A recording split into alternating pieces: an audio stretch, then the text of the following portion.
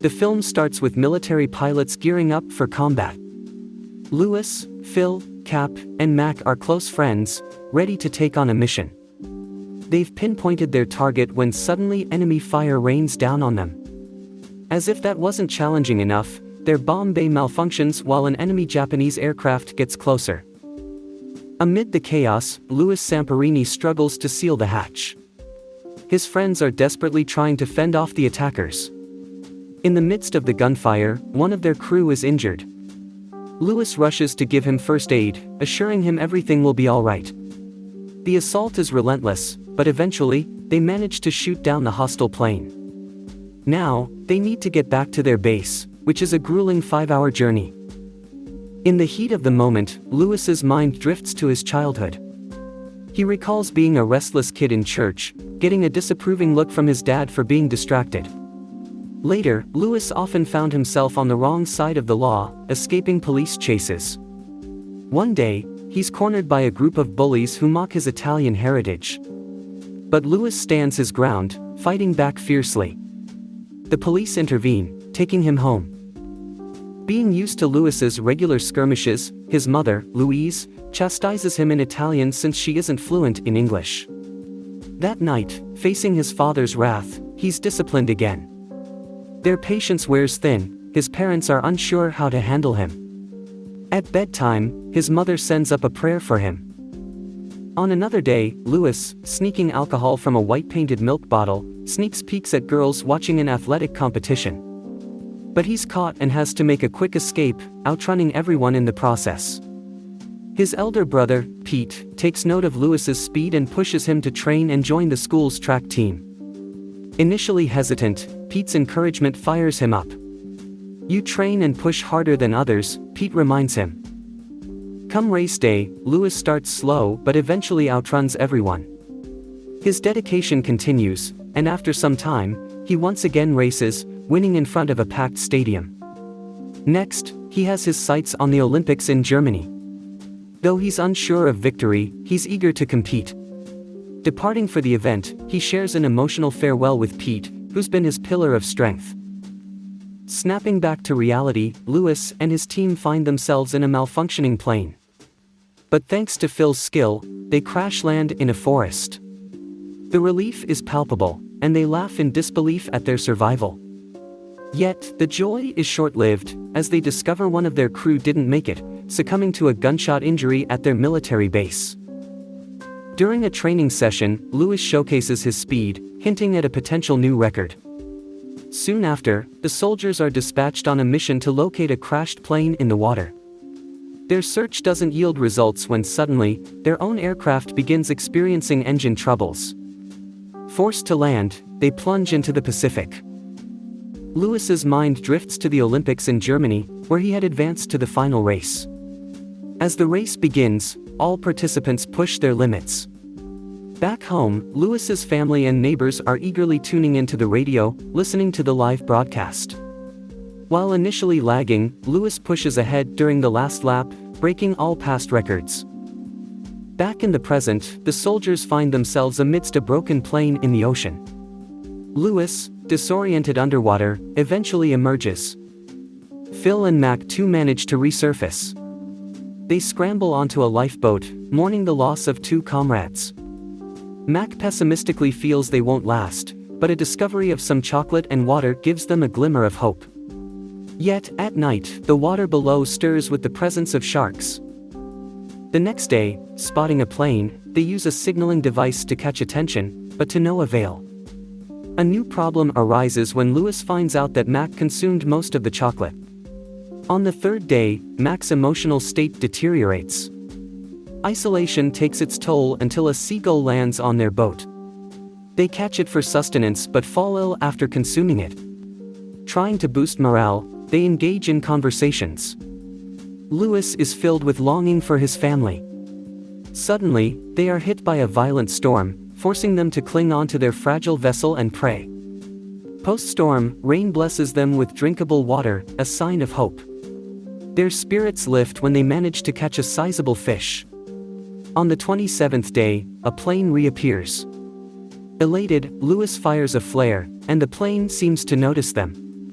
But joy turns to horror when they come under gunfire. Trying to evade, they dive into the shark-infested waters. But the threat in the water forces them back onto the boat. The onslaught continues, and in the chaos, Lewis plunges into the sea while his friends remain in the boat. After surfacing, Lewis noticed the Japanese plane had moved far off. Though alive, their dinghy had a bullet hole. As they worked to fix it, a shark attacked, but Mac defended them using an oar. Once fixed, they felt their energy and hope diminish. Mac sensed his end near. His companions tried to comfort him, but Mac eventually departed. After a heartfelt farewell, they released his body into the ocean. By the 45th day, they were discovered, weak and unable to resist. An enemy vessel confronted them. They were locked in cells, listening to nearby prisoners suffer. On the wall, Lewis saw names of former inmates. They were fed minimal rice from the floor. During an interrogation, Lewis was recognized as a renowned athlete. Asked for military information, Lewis feigned ignorance. Later, he was tasked to sketch an instrument but deceived his captors. Phil faced his own questioning. The blurring days saw them blindfolded and transferred. Separated, they were transported through Tokyo. Lewis recalled his Olympic dreams, now dashed by war. In the POW camp, young Corporal Watanabe set clear their status as enemies. Lewis's defiance caught Watanabe's attention, leading to punishment. Still, Lewis remained unbowed. Camp rules were detailed: new inmates would undergo quarantine, then be allocated barracks. Forced to endure long-standing hours, they were later assigned sleeping areas by Tom Miller. Fellow prisoners briefed Lewis on Watanabe's affluent background and failed military ambitions. Among the captives was Captain John Fitzgerald, resilient under enemy torture. The following day, prisoners were organized in lines, facing strict discipline. Watanabe highlighted the camp's diverse talent, from opera singers to chefs, and even an Olympic athlete. Lewis was then compelled to race against another inmate. Lewis, tired, struggled to run during a race. His performance displeased Watanabe, who punished him. At night, prisoners covertly sketched maps to monitor the war's progress. Their days were filled with grueling work under the hot sun. When the Japanese discovered the maps, John faced punishment before everyone. He later told Lewis that surviving without yielding would be their true revenge. During an interview, Lewis learned that America believed he died in the war. He was given a chance on a radio show to correct this. Excited, his family tuned in, not having heard from him in 2 years. But when Lewis was handed a scripted speech that painted his homeland negatively, he refused to read it. He was given a choice: speak the lies or return to the harsh camp. Lewis chose the latter. Watanabe took this as a slight, feeling Lewis had chosen enmity over friendship. To punish him, and as a lesson to others, he made fellow prisoners take part. When they hesitated, guards presented a frail prisoner as a warning. To protect their fellow inmate, Lewis urged the prisoners to follow Watanabe's demands.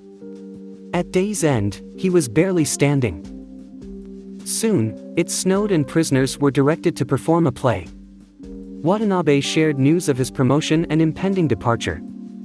That night, some played cards, and thoughts drifted to family. Suddenly, alarms blared, and explosions echoed. Barrack roofs caught fire. John, having overheard officers, shared fears that if Allies won, the Japanese might eliminate all prisoners. By dawn, it was decided, prisoners would be moved away from advancing Allied forces. The journey post-bombing revealed many civilian casualties. Uncertainty clouded their future as they were moved by train to a colder camp. Here, prisoners seemed worn out from working in coal mines. Lewis's heart sank when he recognized a familiar face: Watanabe, now promoted to sergeant.